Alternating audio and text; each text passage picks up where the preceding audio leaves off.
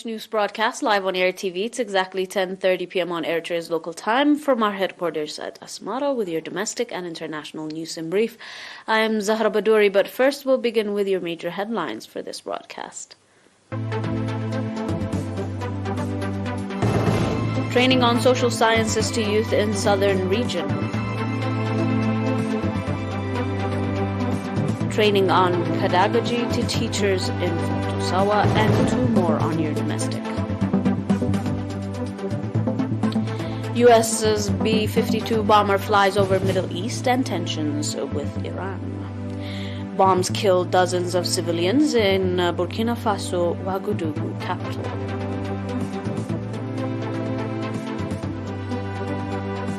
Welcome to your domestic in brief. The National Union of Eritrean Youth and Students branch in the southern region organized one-week training on social sciences in Mendefara to 202 youth for the 12 subzones of the region. The objective of the training was to develop the overall capacity of youth and enable them play due part in the effective implementation of the program of the National Union. The training included historical background and activities of the National Union of Eritrean Youth and Students, nation and nationality, national charter, Carter and its significance, concept of political ideology, youth and national services, youth and economy, as well as youth vice versa information technology. Speaking at the event held on 31st August, Mr. Girmay Gabru, head of the union branch in the region, indicating on the importance of the training, called on the trainees to develop their overall capacity and awareness and play due part in the effort to produce competent and disciplined youth. Mr. Hapta Abdesfatzion, governor of Southern Region, on his part, called on the youth to smartly face challenges that they may face and play leading role in the implementation of the national development drives.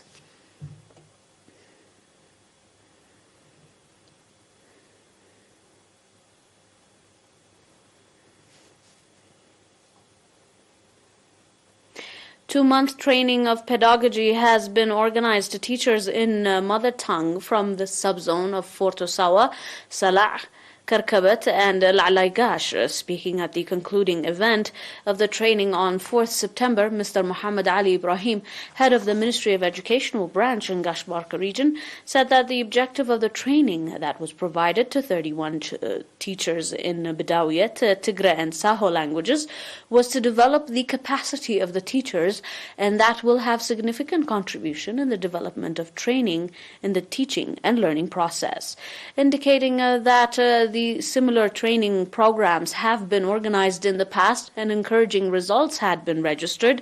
Mr. Mohammed Jimeh, director of Forto Sawa boarding school, called on the public in the remote areas of the subzone to take advantage of the educational opportunity being provided to them.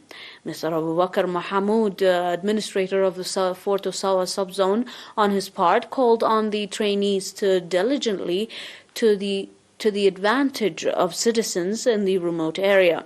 The trainees, on their part, commanding the opportunity they were provided, expressed readiness to live up to expectations.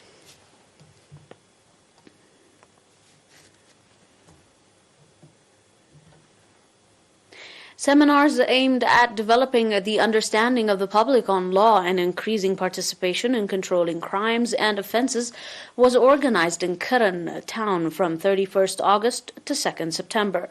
The objective of the seminar was to develop the understanding of residents on law and strengthen their participation in controlling crimes and offenses, and thereby ensure peace and security of the public. At the seminar, Lieutenant Aminai commander of 1st Police Station, explaining the role Eritrean societal values in controlling and preventing crimes, called on the public to strengthen participation in the effort to prevent crime and offenses, as well as in exposing criminals. Lieutenant Aminai also said that not knowing the law could not save one from accountability, and called on parents to conduct sustainable follow-up on their children's daily activities so that they refrain from committing crimes and petty offenses. Lieutenant Aminai further noted community police that activities are growing from time to time and are significantly in resolving conflicts that occur in the communities. The head of crime control at the police station, Mr. Takhlit Kahsai, on his part called on the public to increase awareness and transfer societal values to their children. The participants on their part expressed readiness to strengthen participation and called for sustainability of similar seminars.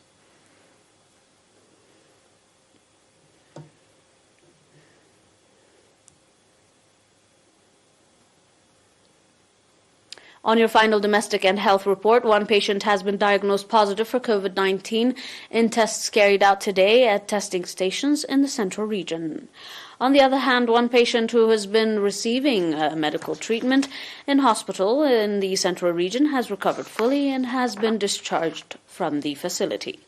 The total number of recovered patients has accordingly increased to 10,051, while the number of deaths stands at 103. The total number of confirmed cases in the country to date has increased to 10,158. Ministry of Health, Asmara, 6 September 2022.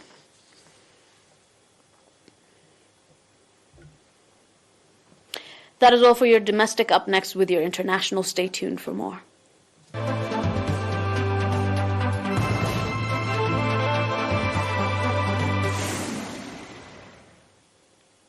Welcome back. The United States military said Monday it flew a pair of nuclear cable B-52 long-distance bombers over the Mid-East in a show of forces, the latest such mission in the region as tensions remain high between Washington and Tehran. The bombers took off from the Royal Air Force Base at Fairford, England, and flew over the eastern Mediterranean, the Arabian Peninsula, and the Red Sea on Sunday in training missions together with Kuwaiti and Saudi warplanes before departing the region. Lieutenant General Alexis Ganwich, the top U.S. Air Force officer in the Middle East, said in a statement that threats to the U.S. and their partners will not go unanswered, adding that missions like this showcase their ability to combine forces to deter and, if necessary, defeat their adversaries. Although the U.S. military Central Command did not mention Iran, Washington has frequently dispatched B-52 bombers to the region as hostilities simmered between the U.S. and Iran. The last such flyover was in June. However, Iran's regional foe, Israel, also joined in the multinational mission, though unacknowledged by the U.S. 3 Israeli F-16 fighter jets accompanied the American bomber in quotation through Israel's skies on their way to the Gulf, the Israeli military reported, describing the country's cooperation with the U.S. military as key to maintaining aerial security in Israel and the Middle East. Central Command was expanded last year to include Israel, a move seen to encourage regional cooperation again against Iran under former President Donald Trump. On your final report, at least 35 people were killed and dozens of others wounded when a roadside blast struck a convoy. The country has been devastated by growing violence driven by extremist groups. At least 35 civilians were killed in northern Burkina Faso after a convoy of vehicles hit a roadside bomb. According to the authorities, the latest attack in the West African country that has faced hundreds from Islamist groups this year. The convoy, which was being escorted by the military, was carrying civilians and supplies to the capital, Ouagadougou, on Monday when one of the vehicles detonated an explosive device, the regional governor, Rudolph Sorgoa, said in a statement. At least 37 other people were wounded, the governor reported. No group had claimed responsibility, however, as of Tuesday, but extremist groups linked with Al-Qaeda and the Islamic State have for years carried attacks in Burkina Faso and neighboring countries, tightening their grip on the area between Burkina Faso, Mali, and Niger. They have been, however, mined roads, sabotaged water facilities, and kept towns under blockade, which military escorted convoys like the one hit on Monday have scrambled the resupply. After seizing power in a coup in January, military ruled in Burkina Faso made the fight against armed groups their top priority. Vowing to claim back territory, lost the militants and restore security in the country's east and north, however, but the violence has only spread. In the first 6 months of the year, groups of affiliates with Al-Qaeda carried out more than 400 attacks in 10 of the country's 13 regions, according to Armed Conflicts Location and Event Data Project, a crisis monitoring organization. However, according to the Norwegian Refugee Council, civilians have borne the brunt of the violence, with nearly 2 million people, 10% of the population, displaced by conflict. Dear viewers, that is all for now with your domestic and international reports. All in all, here from our ERi-TV channel, we will be back with the rest of your news. Until we are back with some more news, stay and enjoy the rest of our programs. But until then, these were a recap of today's major headlines. Training on social sciences to youth in southern region. Another training on pedagogy to teachers in Fort Osawa, and 2 more on your domestic. A US B-52 bomber flies over Middle East and aiming tensions with Iran. International news. Bombers kill dozens of civilians in Burkina Faso capital, Ouagadougou.